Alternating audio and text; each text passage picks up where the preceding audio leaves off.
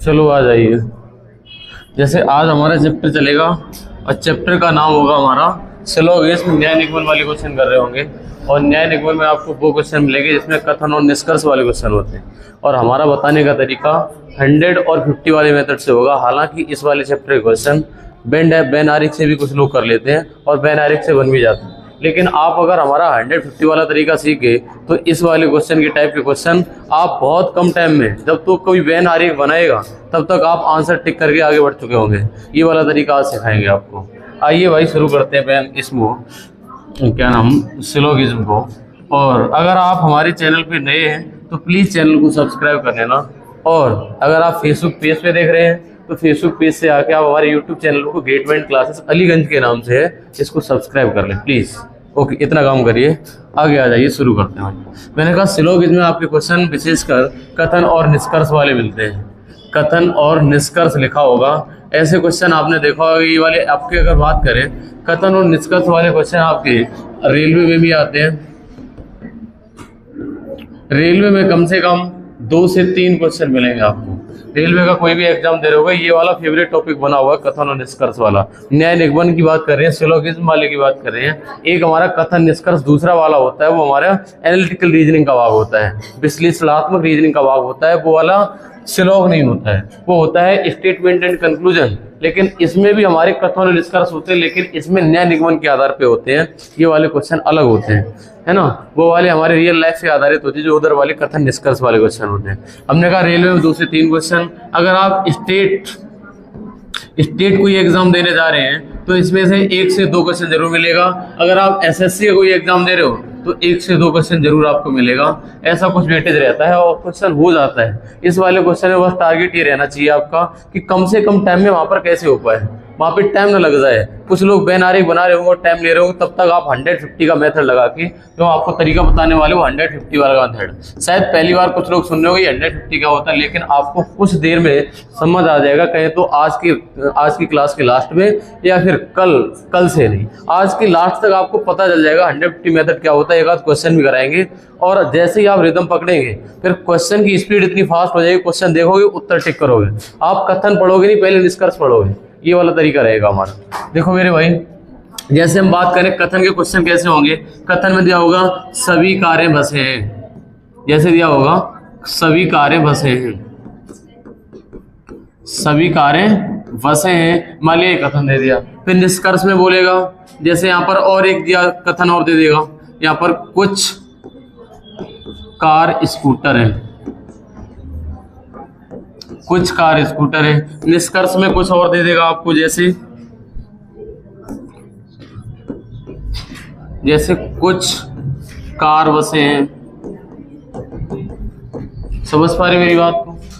ऐसे करके आपको बेन आरिख से भी बन जाती है वाले क्वेश्चन। हम फिर से बताएंगे, हम आपको जो तरीका बताने वाले वो 150 मेथड बताएंगे और आपको आज 100% सिखा के जाएंगे। वाला तरीका का आज कॉन्सेप्ट ही हो पाएगा। कल की क्लास से लगभग क्वेश्चन प्रैक्टिस स्टार्ट हो पाएगी टाइप नंबर 1 की। और इसमें विशेष बात करें बेटा तो इसमें 3-4 टाइप के क्वेश्चन बनते हैं। एक तो आपका बनेगा जब 1 स्टेटमेंट दी जाए, जब हमारा एक कथन दिया जाए। पहला आज टाइप शुरू करेंगे हम, एक कथन दिया जाए और उससे निष्कर्ष पूछे जाए, तब आप निष्कर्ष कैसे निकालेंगे। और टाइप नंबर 2 जो बेटा कराएंगे वो हमारे 2 कथन दिए जाएं। कितने? 2 कथन दिए जाएं। या फिर तीसरा टाइप होगा 2 और मोर, यानी 2 या 2 से अधिक कथन दिए जाएं। 2 या 2 से अधिक कथन दिए जाएं, 2 या 2 से अधिक कथन दिए जाएं, तब आप इन क्वेश्चन का आंसर कैसे देंगे। और चौथा टाइप होगा हमारा आइदर और वाला, जो हमारा निष्कर्ष होगा ना उसमें 1 और 2 दोनों गलत जा रहे होंगे, दोनों में आइदर और बनना होगा। आपके अगर एग्जाम की बात करें, आप जो एग्जाम दे रहे हैं वनडे एग्जाम, जैसे रेलवे के दे रहे हैं, एसएससी के दे रहे हैं, स्टेट एग्जाम दे रहे हैं, उसमें ये मान के चलना आपकी जो ये वाला सिलोग वाला चैप्टर है यहीं तक खत्म हो जाता है। क्वेश्चन आपके आइदर और तक हो जाते हैं। अगर आप कोई मेंस एग्जाम जैसे लगा हुआ है, सीजीएल वगैरह के मेंस के एग्जाम की बात करें तो उसमें एक और आ जाता है टाइप नंबर 5 पॉसिबिलिटी। पॉसिबिलिटी में संभावना वाले क्वेश्चन। संभावना तक आप अगर कर लेते हैं तो आप किसी भी मेंस एग्जाम तक के कहें, चाहे तो यूपी ट्रिपल एससी का कोई एग्जाम दे रहे हो वीडियो वगैरह के, उसके सभी क्वेश्चन बन जाएंगे अगर आप यहाँ तक कर जाएंगे 5वें टाइप तक। हम आपको टाइप नंबर 1, टाइप नंबर 2, अगर आप पेपर में क्वेश्चन लगाएंगे, पेपर के कोई भी बैक पेपर क्वेश्चन लगाएंगे तो ज्यादातर क्वेश्चन आपको टाइप नंबर 2 के मिल रहे होंगे। 2 कथन 2 निष्कर्ष, 2 कथन 3 निष्कर्ष ऐसे मिल रहे होंगे। आओ भाई शुरू करते हैं कि कथन क्या होता है और कथन का मतलब क्या है। लिखना भाई, हेडिंग डालना कथन स्टेटमेंट। सभी लोग कथन हेडिंग डालिए बेटा। कथन क्या होता है कहे तो स्टेटमेंट।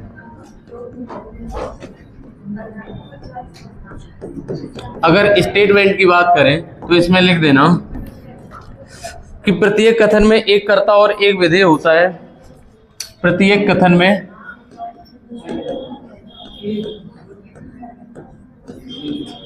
कथन में एक कर्ता और एक विधेय होता है।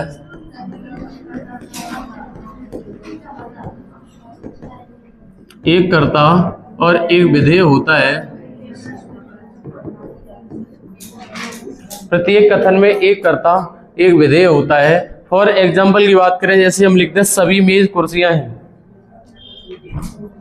फॉर एग्जाम्पल सभी मेज कुर्सियां हैं।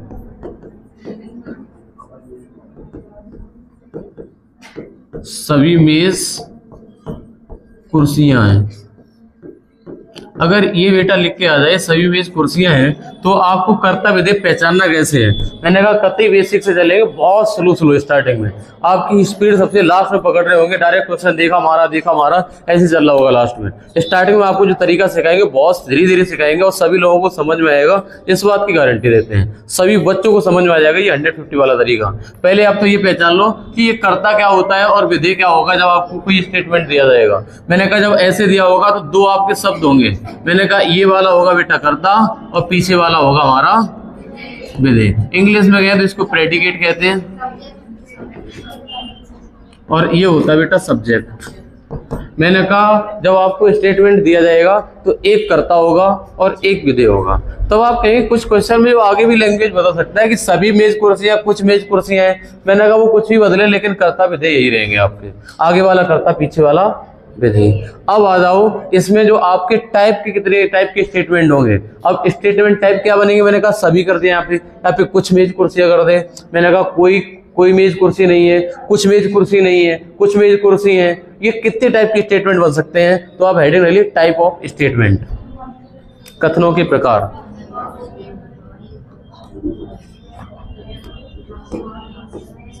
टाइप ऑफ स्टेटमेंट, कथनों के प्रकार।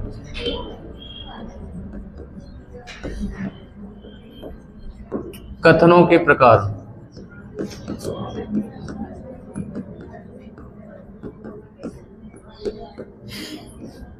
कथनों के प्रकार की अगर बात करें बेटा, तो कथन हमारे 4 प्रकार के देखने को मिलेंगे आपको। कितने प्रकार के?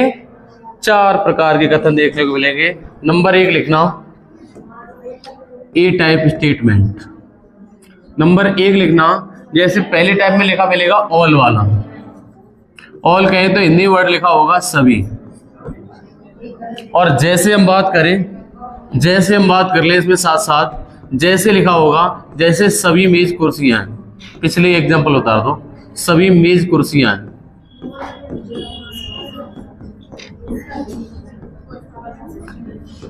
यहां से आपका 150 सीखना स्टार्ट हो जाता है। अभी तक तो मैंने नॉर्मल सी बातें बताई कि एग्जाम कहाँ पे आता है, कैसा रहता है इसका बोल वाला, और इसमें अब शुरू होता है कि हमारा 150 होगा क्या। तो मैंने ये बताया था कर्ता और विधेय होता है, तो इसमें कर्ता ये है और ये विधेय है। जब आपको बेटा जब सभी वर्ड लिखा मिले तो यहाँ पर वैल्यू ले लिया आगे वाले कर्ता की 100 और विधेय की।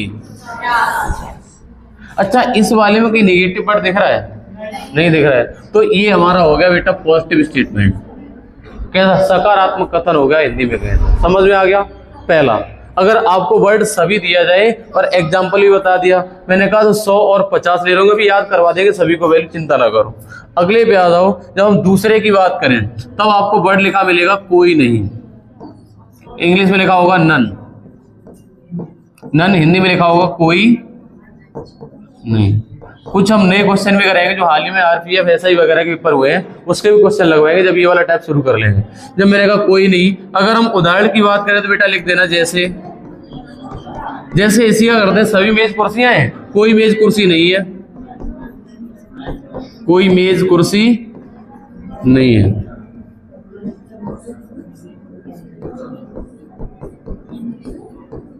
कोई मेज कुर्सी नहीं है। अगर आपको ऐसा दिया जाए तो आपसे पूछा जाए कर्ता विधेय क्या है, मैंने कहा कर्ता विधेय ये रहे, यही तो कर्ता विधेय होंगे। मैंने कहा इस पे वैल्यू की बात करें तो मैंने कहा यहाँ पे लिख देना 100 और यहाँ पे लिख देना 100, और इसमें नेगेटिव वर्ड यूज हुआ है क्या, नेगेटिव यूज हुआ है तो ये हमारा हो गया नेगेटिव स्टेटमेंट, नकारात्मक कथन हो गया। हमने कहा बहुत स्लो पढ़ेंगे, कोई दिक्कत नहीं, एक आध क्लास ज्यादा भी हो जाएगी ना तो ये तो रहेगा, समझ में आ गया। तीसरे टाइप पे आता मेरे भाई। तीसरा टाइप होगा, हमारा वर्ड लिखा होगा कुछ, और इंग्लिश में लिख के आएगा सम।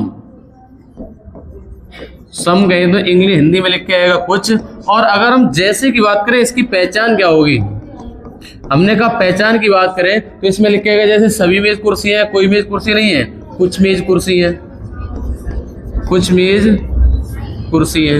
ये बात सभी को पल्ले पड़ने लग गई होगी, मतलब समझ में आने लग गई होगी, सभी मेज कुर्सी हैं। अब हमें ये बताओ कर्ता विधेय कौन कौन सा, ये कर्ता और ये विधेय। अब आपसे पूछे बताओ वैल्यू क्या क्या लें, तो जब आपको कुछ वैल्यू लिखा हो, जब आपका कुछ वर्ड दिया हो तो हम 50-50 वैल्यू ले रहे होंगे, और ये उसमें कोई नेगेटिव वर्ड का यूज हुआ है नहीं हुआ है, इसका मतलब ये वाला हमारा पॉजिटिव स्टेटमेंट, सकारात्मक आता है। ये पॉजिटिव नेगेटिव पहचानना बहुत सिंपल सी बात है। नेगेटिव वर्ड दिया हो तो नेगेटिव है, और नेगेटिव नहीं दिया तो कैसा है, पॉजिटिव है।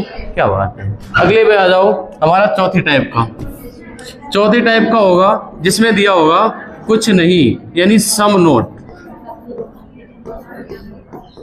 इंग्लिश में हिंदी में लिखा होगा कुछ नहीं। जब आपको ऐसा दिया जाए और आपसे पूछा जाए इसकी पहचान की बात करें कैसे दिखाई देगा, तो इसका हो जाएगा जैसे कुछ मेज कुर्सी नहीं, कुछ मेज कुर्सी नहीं,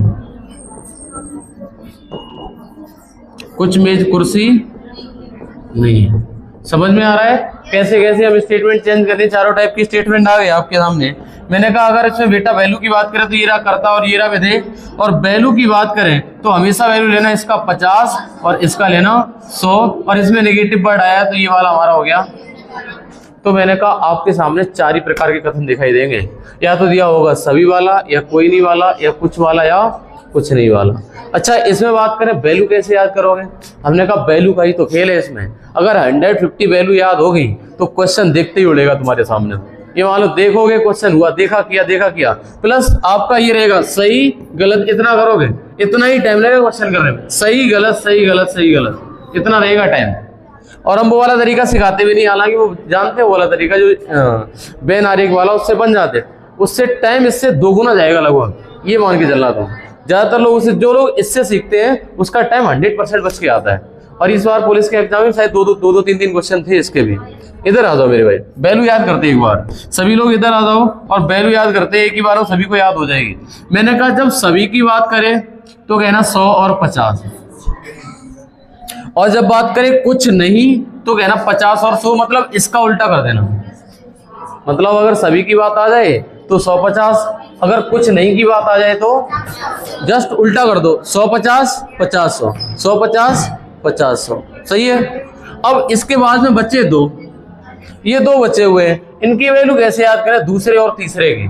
मैंने कहा जब कोई नहीं है तो 100-100 है, जब कुछ है तो बोले कुछ की तो वैल्यू तुरंत है, तो कुछ मतलब कुछ थोड़ा है, 50-50 पूरा नहीं है 100, कुछ है तो 50-50, अगर कोई नहीं है तो 100-100, कोई नहीं पे 100-100 और कुछ पे 50-50, और जब सभी वर्ड आए तो 100 और 50 लेना है, सभी वर्ड आए तो 100-50 लेना, और इसके बाद जब कुछ नहीं वर्ड आए तो 50 और याद हो जाएंगे। जब आप क्वेश्चन लगाएंगे ना, 3-4 क्वेश्चन तब बीतेंगे जब सभी को याद हो जाएंगी वाली वैल्यू। कोई कठिन नहीं है, सबको वैसी रट जाती बिना याद करें, विश्वास करना इस बात का।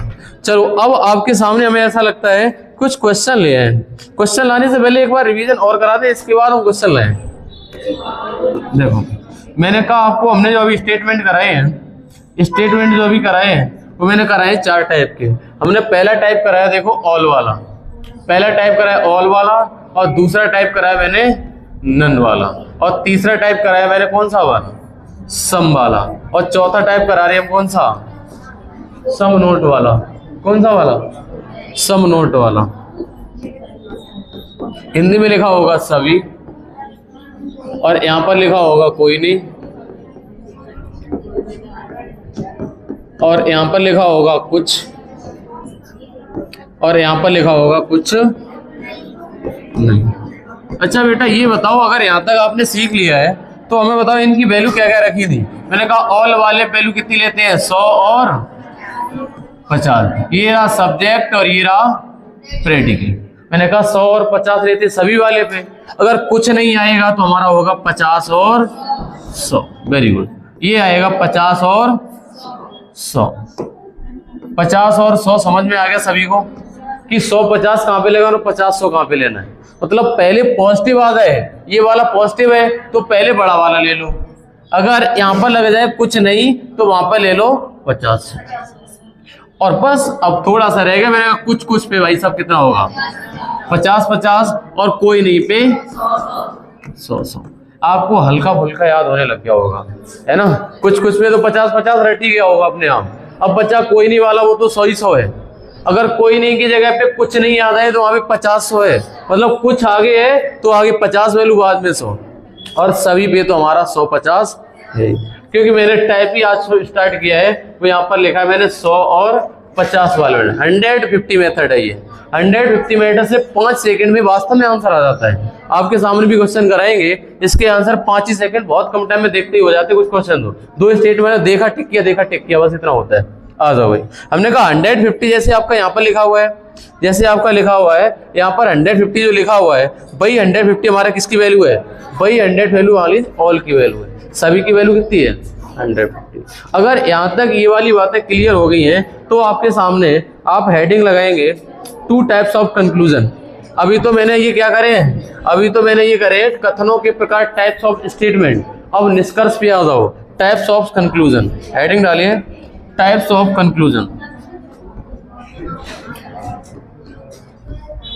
टाइप्स ऑफ कंक्लूजन,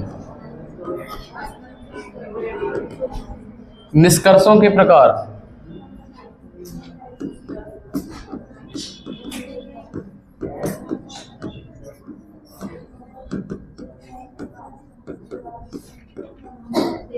निष्कर्षों के प्रकार, इसमें 2 टाइप के निष्कर्ष देखने को मिलेंगे। एक तो होगा आपका प्रत्यक्ष निष्कर्ष। अभी बस आप थोड़े से जुड़े रहे, थोड़ी देर में आपको ऐसा क्लियर हो जाएगा कि अरे हाँ ये तो बहुत सिंपल था। एक होगा अप्रत्यक्ष निष्कर्ष।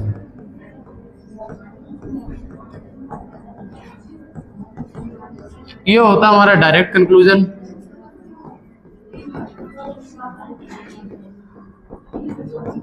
और ये होता है बेटा इनडायरेक्ट कंक्लूजन।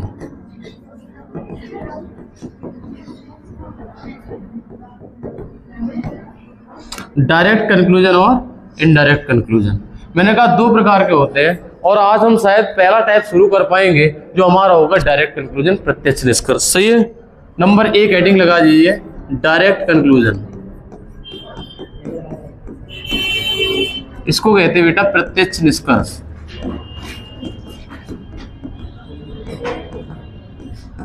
अगर प्रत्यक्ष निष्कर्ष की बात करें तो इसमें लिखना शुरू करिए नंबर 1, प्रत्यक्ष निष्कर्ष में नोट नंबर 1। प्रत्यक्ष निष्कर्ष में नंबर 1 लिखना, केवल एक कथन की आवश्यकता होती है, केवल एक कथन की आवश्यकता होती है। लिखिए मेरे भाई, केवल एक कथन की आवश्यकता होती है।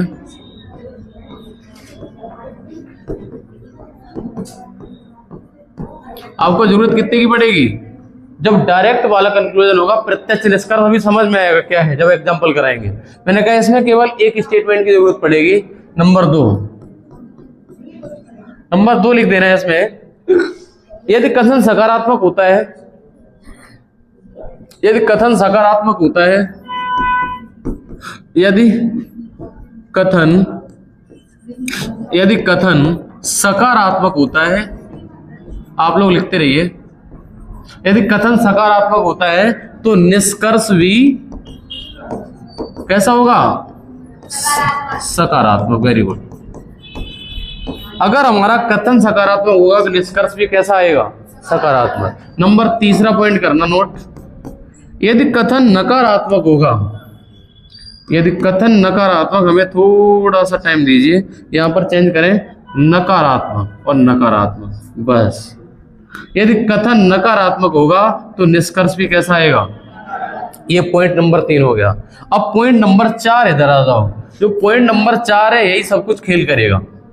चौथा टाइप, जो चौथा हमारा नोट है, यही आपका क्वेश्चन करवाएगा सही और गलत। आओ मेरे भाई, मैंने कहा चौथा टाइप होगा हमारा आमदनी खर्चा।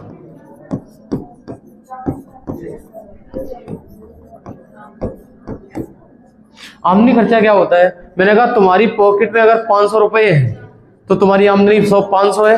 अगर 500 रुपए है, मैंने कहा खर्चा कितने का हो सकता है? बोले 500 है तो 400 खर्च कर दो।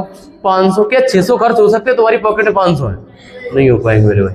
मैंने कहा जितनी पॉकेट में होते हो उससे कम खर्चा हो पाता है या उतने के बराबर खर्चा हो पाता है। मैंने कहा ये बताओ, मैंने कहा जो आपका कथन होगा वही आमदनी होगा, और जो खर्चा होगा वो कहां से होगा? आपकी निष्कर्ष से। निष्कर्ष में आप अपना खर्चा कर रहे होंगे। आप धीरे धीरे सब समझ जाएंगे जो हम बताना चाह रहे हैं। मैंने कहा अगर आमदनी आपकी 100 है, अगर आपकी पॉकेट में 100 रुपए हैं, तो चाहे 50 खर्च कर लो और चाहे 100 खर्च कर लो, दोनों सही है। चाहे 50 खर्च करो चाहे 100 खर्च करो, दोनों सही है। अगर हमारी आमदनी 100 है तो कितने कितने खर्च? 50 और 100। अगर मैंने कहा आमदनी बेटा 50 है तो खर्चा क्या 100 का हो पाएगा? नहीं हो पाएगा। इसका मतलब वही निष्कर्ष गलत हो जाएगा। अभी क्वेश्चन करते ही तुम्हारे समझ में आ जाएगा ये गलत क्या किया मैंने कहा अगर हमारे कथन में किसी भी शब्द की वैल्यू 50 होगी, अगर निष्कर्ष में उसी शब्द की वैल्यू 100 होगी तो वो गलत होगा। अच्छा, अगर 50 हमारा आमदनी है, क्या खर्चा 50 हो पाएगा? बिल्कुल हो पाएगा। कहने का मतलब ये वाली जो नीचे लाइन दिख रही है ये सब हमारी निष्कर्ष वाली लाइन है। निष्कर्ष वाली लाइन है। कहने का मतलब निष्कर्ष में ही तो हमारा खर्चा हो रहा है। मैंने कहा अगर हमारे कथन में किसी शब्द की वैल्यू 100 होगी तो 50 वाला भी सही करेगा और 100 वाला भी सही करेगा निष्कर्ष में। अगर हमारे कथन में वैल्यू 50 हुई तो निष्कर्ष में 100 वाला गलत हो जाएगा, 50 वाला सही हो जाएगा। वैसे भी सिंपली सोचे तो हमारी जेब में अगर 50 रुपए हैं और बोले 100 खर्च कर दो, हो पाएंगे 100? नहीं हो पाएंगे। अगर 100 है तो 50 कर दो, फिर 100 कर दो, हो जाएंगे। मैं दोबारा 100 नहीं हो पाएंगे, एक बार 50 कर दिया। अब आ जाओ आप क्वेश्चन पे। पहला क्वेश्चन है सभी पंखे बल्ब में। पहला क्वेश्चन स्टार्ट करते हैं। प्रश्न संख्या 1, सभी पंखे बल्ब में ये हमारा कथन दिया हुआ है। कथन नंबर 1, सभी पंखे बल्ब हैं।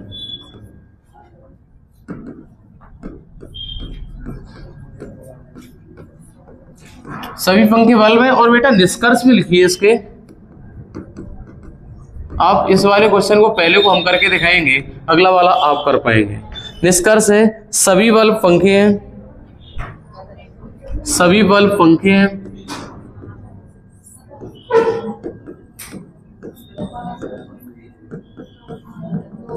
दूसरा वाला हमारा दे रखा है कोई बल्ब पंखा नहीं है।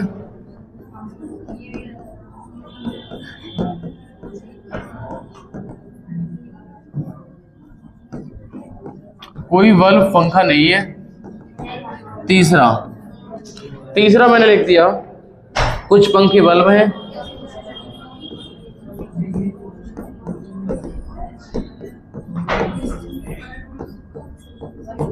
और चौथा मैंने लिख दिया कुछ बल्ब पंखे हैं।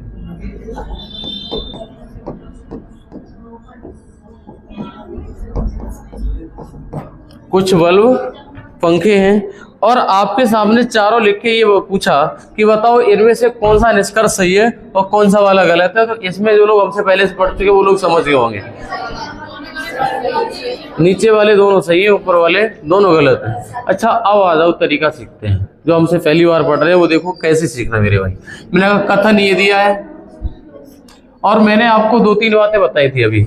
मैंने कहा इस वाले में 3 बातें हैं, इनको अपने आप याद हो जाएंगी, इसकी जरूरत नहीं पड़ेगी। मैंने कहा एक कथन की आवश्यकता होती है तो हमारा डायरेक्ट कंक्लूजन। मैंने कहा अगर कथन सकारात्मक तो हमारा निष्कर्ष भी सकारात्मक, अगर कथन नकारात्मक तो निष्कर्ष भी कैसा सही जाएगा? नकारात्मक सही जाएगा। ये दोनों बातें अपने आप दिमाग में सेट हो जाएंगी अभी। अच्छा, दूसरा आमदनी खर्चा ये देखने की बात नहीं, वो तुम दिखवा देंगे। अब आ जाओ भाई, हमें ये बताओ, ये वाला सीधे निष्कर्ष पे नजर जानी चाहिए पहले आपकी। जब आपका कथन निष्कर्ष का क्वेश्चन आए पहली नजर निष्कर्ष पे जानी चाहिए। और आप ये देखो कथन निष्कर्ष बन किसके से? बल्ब पंखा, बल्ब पंखा, बल्ब पंखा, बल्ब पंखा। मतलब सब निष्कर्ष एक से ही बन गए। मतलब एक ही कथन में दोनों शब्द आ रहे, पंखा बल्ब, पंखा बल्ब, पंखा बल्ब और पंखा बल्ब। बोले इसका मतलब सब कुछ दारोमदार इसी से, हमारा कथन से। कहने का मतलब पंखा और बल्ब एक ही कथन से बन रहा है। जब एक कथन से बनना होता तो हमारा होता है डायरेक्ट कहें तो प्रत्यक्ष। हमने जानबूझ के प्रत्यक्ष वाला क्वेश्चन लिखा है, अभी इनडायरेक्ट वाला आगे शुरू करेंगे, उसको भी कराएंगे। मैंने कहा ये बताओ, जब पंखा बल्ब से सब कुछ बन रहा है तो पहली नजर आनी चाहिए पॉजिटिव है या नेगेटिव? तो इसका मतलब निष्कर्ष सभी पॉजिटिव वाले सही जाएगी, पहली कंडीशन। मैंने कहा बताओ पॉजिटिव कौन सा, ये पॉजिटिव, ये पॉजिटिव और ये पॉजिटिव और ये नेगेटिव। तो आप देखते ही गलत किसको कर देंगे? हमने कहा देखते ही गलत हो जाएगा हमारा कौन सा। भाई साहब कतई टाइम नहीं लगेगा, अगर कथन पॉजिटिव है तो इसका निष्कर्ष नेगेटिव हो ही नहीं सकता। मैंने लिखा दिया पहले ही, आपको इस नोट में यही लिखाया। मैंने कहा अगर हमारा पॉजिटिव है तो हमारा निष्कर्ष भी पॉजिटिव जाएगा। इसका मतलब नेगेटिव सही नहीं है, पॉजिटिव है तो नेगेटिव पहले ही कट गया। अब दूसरा काम क्या होगा, पहला तो पॉजिटिव नेगेटिव देख लिया, अब देख लो आमदनी खर्चा। मैंने कहा आमदनी खर्चा की बेटा बात करें तो मैंने कहा सभी पे वैल्यू कितनी लेते हैं, 100 और 50। 100 और 50 लेंगे। मैंने कहा इस वाले में चेक करो कितनी वैल्यू, 100 और, मैंने कहा आमदनी कथन होता है और खर्चा हमारा निष्कर्ष होता है। बड़े ध्यान से देखना है इस वाली चीज को। हमने कहा ये बताओ पंखा की आमदनी 100 है और पंखा पे खर्चा 50 का हो जाएगा क्या? सही हो जाएगा, कोई दिक्कत नहीं है।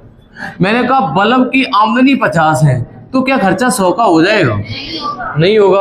अगर नहीं होगा इसका मतलब गलत है पहला, ऐसे होगा। आया समझ में? 150 का खेल, 150 ऐसे ही कटेगा। अभी तो पहला क्वेश्चन है, जब रिदम बन जाएगा ना देखते देखते क्वेश्चन कटेगा, खटा खटा खटा काटो काटो, सही है सही है गलत है। मैंने कहा इसलिए कट गया। मैंने कहा आमदनी हमारी ये रही, मैंने कहा बल्ब पे हमारी वैल्यू 50 थी और बल्ब पे खर्चा कितना कर दिया, जो कि पॉसिबल नहीं है। मैंने कहा पंखा भी वैल्यू 100 है आमदनी में, खर्चा कितने कर दिया, 50 का, जो कि सही है, पॉसिबल है, बिल्कुल हो सकता है 50 का। अच्छा अगले में दूसरा तो पहले ही गलत है, दूसरा चेक मत करना। अब आ जाओ, मैंने कहा इस कुछ का मतलब होता है 50 और 50। मैंने कहा अब देखो पंखा पे वैल्यू 100 है, पंखा पे खर्चा 50 का होगा क्या, हो जाएगा। बल्ब पे वैल्यू 50 है, बल्ब पे वैल्यू 50 है, हो जाएगा। इसका मतलब तीसरा वाला सही है। अच्छा इस वाले पे बल्ब पे 50, पंखा पे 50। मैंने कहा बल्ब पे 50 है, आमदनी 50, खर्चा 50 का चलेगा। पंखा की आमदनी 100 है, खर्चा 50 का चलेगा, इसका मतलब। अब एक तरीका और बताएं आपको, जब भी ऐसा क्वेश्चन मिले आपको तो आप आमदनी खर्चा उसका चेक करना जिसकी आमदनी 50 हो। जिसका आमदनी 100 होगा उसका खर्चा 50 भी सही जाएगा, चाहे 100 कितना भी खर्चा करे। हमें खर्चा किसका चेक करना है, केवल 50 वाले का। तो हमारी नजर इससे बढ़ती, बल्ब पे 50, बल्ब पे 100, गलत है। बल्ब पे 50, ये वाला तो गलत, बल्ब पे 50, बल्ब पे 50, बल्ब पे 50, बल्ब पे 50, ये दोनों सही है। इतनी देर का क्वेश्चन है ये वाली चीजें आएंगी जब आप 10-5 क्वेश्चन लगा लेंगे तब, अभी स्टार्टिंग में नहीं आ पाएंगे, है ना। चलो आ जाओ अगले क्वेश्चन पे मेरे भाई। अगला क्वेश्चन है कोई ए बी नहीं है। कथन दे रखा है और निष्कर्ष दे रखे हमारे, कोई ए बी नहीं है।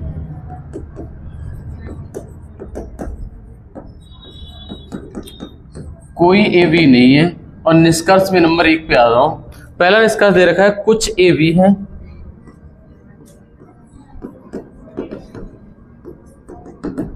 और दूसरा दे रखा है कुछ ए बी नहीं है।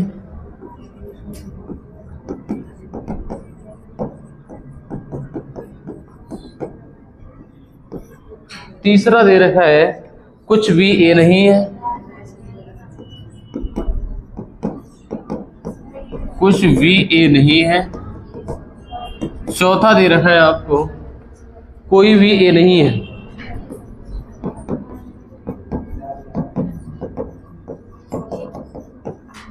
ये हम एग्जाम के क्वेश्चन लिख रहे हैं आपके सामने, इन प्रश्नों का आंसर जो आप दे रहे हैं और आप इन प्रश्नों का उत्तर अब प्रयास कर सकते हैं। अब आप देने लायक हो गए, इस क्वेश्चन का आंसर ऊपर से पढ़ो और निष्कर्ष में उत्तर दीजिए क्या उत्तर है।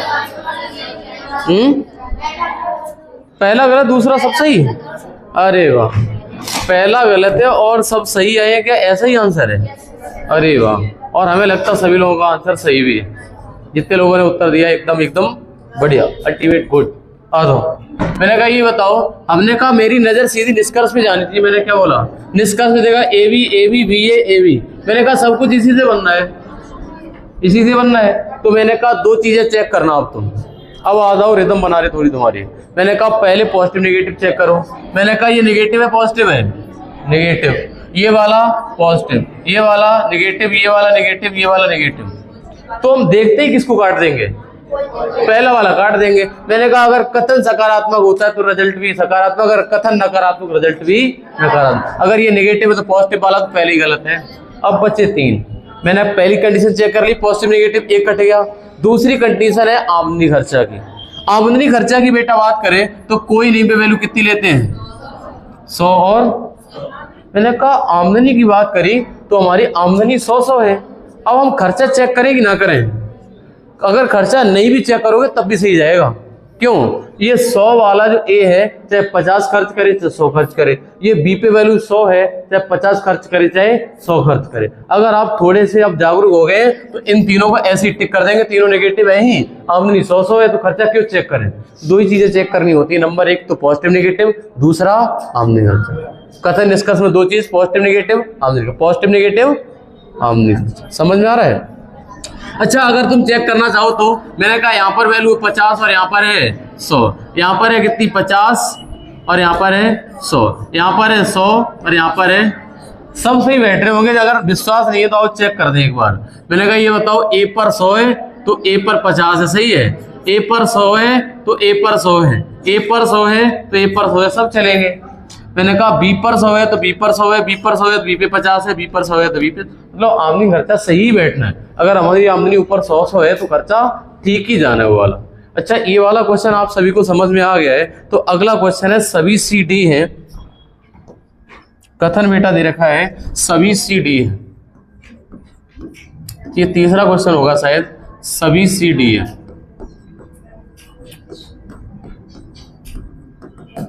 और इसके निष्कर्ष दे रखे हैं।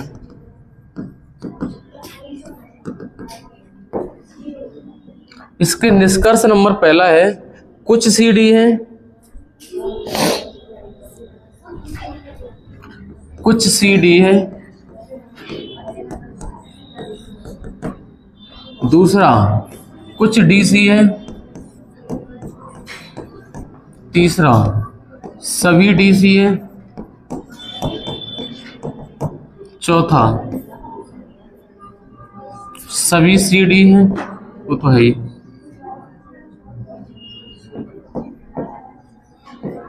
सभी सीडी है। पांचवा एक और दे रखा है जो कि हमारा है कोई सीडी नहीं है, कोई सीडी नहीं है।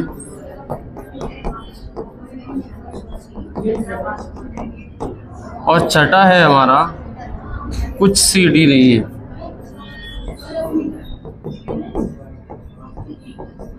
इस वाले क्वेश्चन को प्लीज करिए सभी लोग। आपके पेपर में निष्कर्ष होंगे वो 1 या 2 या 3 दिए होंगे, लेकिन यहाँ पर आपको 4 4 5 5 इसलिए दे रहे ताकि आपकी प्रैक्टिस हो पाए।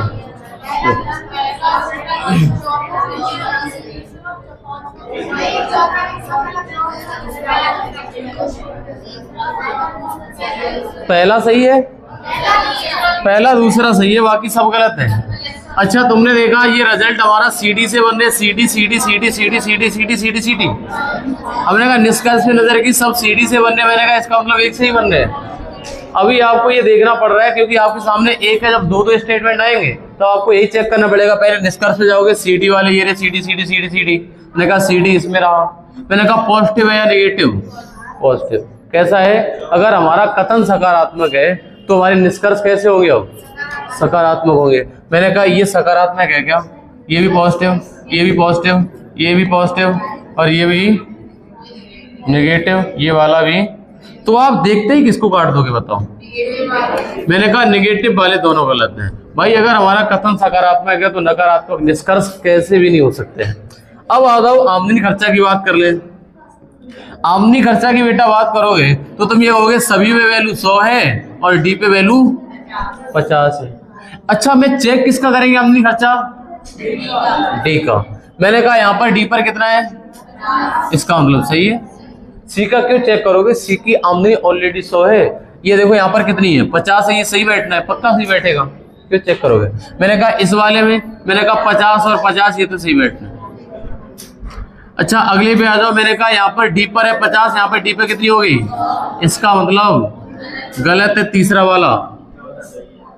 और चौथा मैंने कहा जब भी आपके कथन निष्कर्ष का क्वेश्चन हो और जैसा कथन दिया है और वैसा ही निष्कर्ष रिपीट हो जाए, वैसा ही निष्कर्ष रिपीट हो जाए, तो वो वाला हमारा निष्कर्ष हमेशा गलत जाएगा। अगर हमारा कथन जैसा ही निष्कर्ष रिपीट हो गया तो वो निष्कर्ष हमेशा गलत जाएगा, हमेशा गलत। हाँ, ये हमेशा निष्कर्ष में कहीं भी हो, चाहे आपकी एनालिटिकल रीजनिंग क्यों ना हो, वहां पर भी अगर कथन जैसा निष्कर्ष रिपीट हो जाता है तो वह निष्कर्ष होता ही नहीं। मैंने कुछ बोला, मैंने कहा आज बारिश होगी, आपने कह दिया आज बारिश होगी, तो निष्कर्ष क्या निकला, निष्कर्ष कुछ नहीं निकला। मैंने कहा निष्कर्ष मैंने सेम रिपीट कर दी बात, वो तो 100% गलत ही है, ये तो कथन दिया था, ये निष्कर्ष में लिख दिया है। समझ में आया? एक क्वेश्चन और आपके सामने दे रहे हैं हम, अगला क्वेश्चन। हाँ, सेम वाला गलत होता है पक्का, श्योर। सभी विद्यार्थी बुद्धिमान हैं, कथन है हमारा सभी विद्यार्थी बुद्धिमान हैं।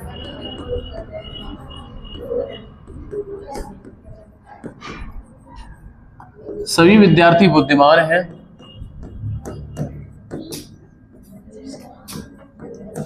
और अगला हमारा दे रखा है दूसरा, कोई बुद्धिमान बेरोजगार नहीं है, कोई बुद्धिमान बेरोजगार नहीं है।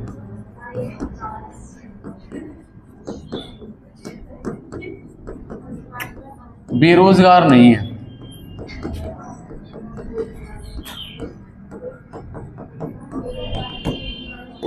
निष्कर्ष देखो,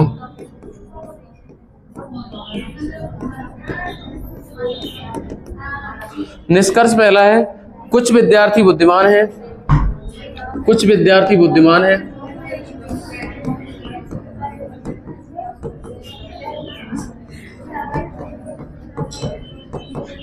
कुछ विद्यार्थी बुद्धिमान हैं। दूसरा हमारा दे रखा है कुछ बुद्धिमान छात्र हैं, कुछ बुद्धिमान विद्यार्थी हैं, कुछ बुद्धिमान विद्यार्थी हैं।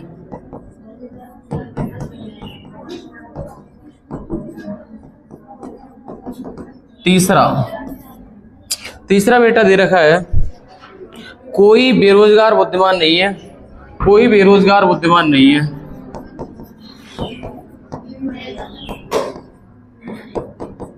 कोई बेरोजगार बुद्धिमान नहीं है।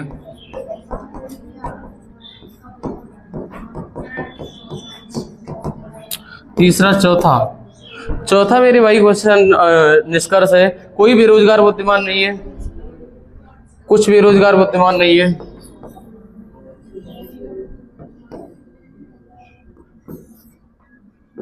यहां पर है कुछ बेरोजगार। एक पांचवा और दे रखा है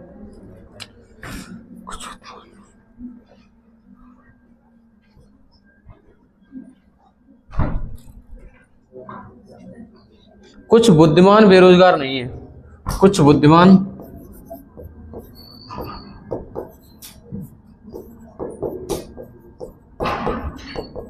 बेरोजगार नहीं है।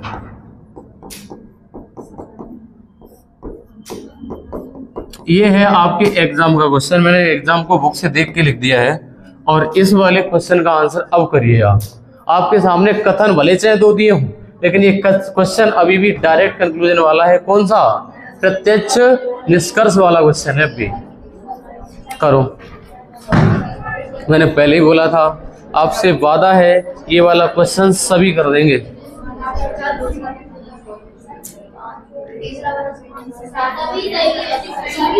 सभी सही है। आओ, आप कह रहे हैं कि सभी सही है, मैंने कहा चेक भी करें क्या सभी सही है या नहीं है बेटा। मैंने कहा ये बताओ, हमने कहा पहले ही नजर आपकी निष्कर्ष पे जानी चाहिए जब कथन निष्कर्ष में क्वेश्चन नया नहीं बनेगा। मैंने कहा विद्यार्थी बुद्धिमान, बोले विद्यार्थी बुद्धिमान, विद्यार्थी बुद्धिमान, विद्यार्थी बुद्धिमान, बेरोजगार बुद्धिमान, नीचे वाले में आगे। इसका मतलब ये वाला किससे बनना है? केवल एक से बनना है। अगर एक कथन की आवश्यकता पड़ रही है इसका मतलब डायरेक्ट, इसका मतलब डायरेक्ट वाले में दो चीजें, पॉजिटिव नेगेटिव, आमदनी खर्चा, पॉजिटिव नेगेटिव आमदनी खर्चा, पॉजिटिव नेगेटिव आमदनी खर्चा। अच्छा, दूसरा है बेरोजगार बुद्धिमान, बेरोजगार बुद्धिमान, बेरोजगार बुद्धिमान, बेरोजगार बुद्धिमान। इसका मतलब लास्ट के तीन है, ये हमारे किससे बनने हैं? केवल दो से बनने। ये बात तुम्हें समझ में आ गई है ना? अच्छा अब आ जाओ, जब ऊपर वाले तो निष्कर्ष के आंसर दे रहे होगे तो आपकी नजर केवल एक पर जानी चाहिए। अब आ जाओ, हमें ये बताओ बेटा, जो पहला वाला दे रखा है ये पॉजिटिव है क्या? क्या ये दोनों पॉजिटिव हैं? क्या ये दोनों पॉजिटिव हैं आपको जो दिखाई दे रहे बेटा? हाँ सर, ये वाले दोनों के दोनों पॉजिटिव हैं, ये दोनों पॉजिटिव हैं। दूसरा कलर लेते हैं एक बढ़िया सा। चलो, मैंने कहा ये दोनों पॉजिटिव हैं, ये दोनों पॉजिटिव हैं। मैंने कहा पॉजिटिव नेगेटिव पहले का चेक हो गया। दूसरा काम आमदनी खर्चा। मैंने कहा यहाँ पर आमदनी कितने की है और यहाँ पर, क्योंकि सभी पे वैल्यू कितनी लेते हैं 100, और सभी पे वैल्यू हम लेते हैं बेटा 100, और सभी पे 150, कोई नहीं पे 100, कुछ पे 50 और कुछ नहीं पे 50। क्या बात है। अगले पे आ जाइए। इस वाले में ये बताओ, मैंने कहा सभी पे वैल्यू 150 ले ली, हम आमदनी खर्चा इसका चेक करें कि बुद्धिमान का चेक करें? बुद्धिमान का, इसका सही बैठेगा अपने आप, ऑटोमेटिकली सही है। मैंने कहा बुद्धिमान में 50 है और यहाँ पर बुद्धिमान की, इसका मतलब पहला वाला। मैंने कहा यहाँ पर बुद्धिमान पे कितनी है? अरे कुछ पे वैल्यू 50 होती है, कुछ पे वैल्यू 50। दूसरा वाला भी। अब आ जाओ इन तीनों पे। ये तीनों निष्कर्ष हैं आपके, निष्कर्ष कथन संख्या 2 से बन रहे हैं। और मैंने कहा कथन नंबर 2 हमें लगता है नेगेटिव है, कथन नंबर 2 नेगेटिव। तो क्या ये तीनों नेगेटिव है? ये देखना मेरे भाई, हमें लगता है तीनों नेगेटिव। पहली कंडीशन फुलफिल कर रहे हैं तीनों, कि अगर हम स्टेटमेंट से अगर कंक्लूजन चेक कर रहे हैं तो हमारा अगर नेगेटिव स्टेटमेंट है तो हमारे कंक्लूजन भी नेगेटिव जा रहे हैं तीनों। अब दूसरा काम क्या है? आमदनी खर्चा। आमदनी खर्चा की बात करोगे तो कोई नहीं पे वैल्यू कितनी होती है? कोई नहीं पे वैल्यू। अब मैंने बताया अगर 100 वैल्यू आ गई तो चेक मत ही करो, वो तो सही जानी है। अगर 100 आ गया तो 50 खर्च करेगा, 100 खर्च करेगा। मैंने कहा नहीं तो चेक कर लो, ज्यादा विश्वास नहीं। तो मैंने कहा कोई नहीं पे 100, ये तो सही बैठना मेरे भाई। तीसरा सही है। अगर मैं बेरोजगार मतलब कुछ नहीं तो 50, और अब देख लो बेरोजगार पे कितनी है 100, खर्चा कितने का 50 का, सही तो है। और ये भी सही है, जैसे यहाँ पर कुछ नहीं पे 50 और 100। हालांकि आप स्टार्टिंग में इनकी वैल्यू लिखना, जब लिखोगे ना लगभग 10 क्वेश्चन के बाद आपको रट जाएगा। कुछ नहीं आएगा 50-100 निकलेगा, कुछ आएगा तो 50-50, कोई नहीं तो 100-100, सभी आया तो 100-50। ये अपने आप रटने लग जाएगा, जैसे हमारी आदत पड़ गई है, हमें पहले से याद हो गया तो हम कभी कभी भूल जाते लिखना। जैसे इन क्वेश्चन में आप घर पे लिखना और इसकी फेर बनाना, तब इन वाले क्वेश्चन को आप एकदम रिदम में आ पाओगे। अगर रिदम बन गई तो फिर इसी से करोगे 150 से, कोई ज्यादा कठिन नहीं है। हमने डायरेक्ट कंक्लूजन में 2 ही बातें बताई हैं, या तो पहले लगाओ पॉजिटिव नेगेटिव और दूसरी कंडीशन आमदनी खर्चा। पॉजिटिव नेगेटिव आमदनी खर्चा लगा लोगे ना, कोई बड़ा काम थोड़ी ना है, आपको बैनर बिल्कुल ही बनाना पड़ेगा, इस बात से छुटकारा मिल जाएगा। अगले क्वेश्चन पे आ जाओ। अगला क्वेश्चन हमारा दे रखा है, देखो बेटा, कथन है हमारा सभी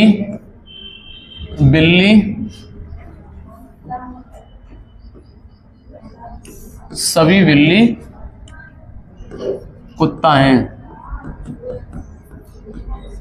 हाँ, ये वाला हमारा रियल लाइफ पे आधारित नहीं होते, कथन कुछ भी दे सकता है। सभी कार स्कूटर बोल दे, सभी बस कार बोल दे, कुछ भी बोल सकता है। मैंने कहा कथन ये दे दिया, अब निष्कर्ष आपके सामने लिख रहे हैं हम। पहला निष्कर्ष है कुछ बिल्ली कुत्ता है।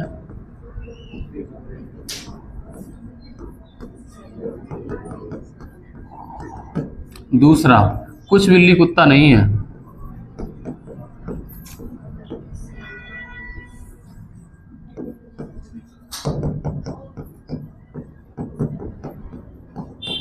तीसरा, अगर मैंने लिख दिया कि कुछ कुत्ता बिल्ली है,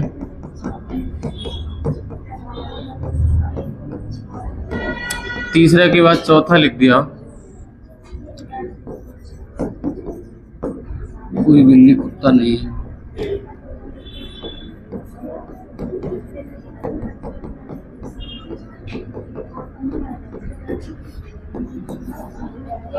अगला लिख दिया मैंने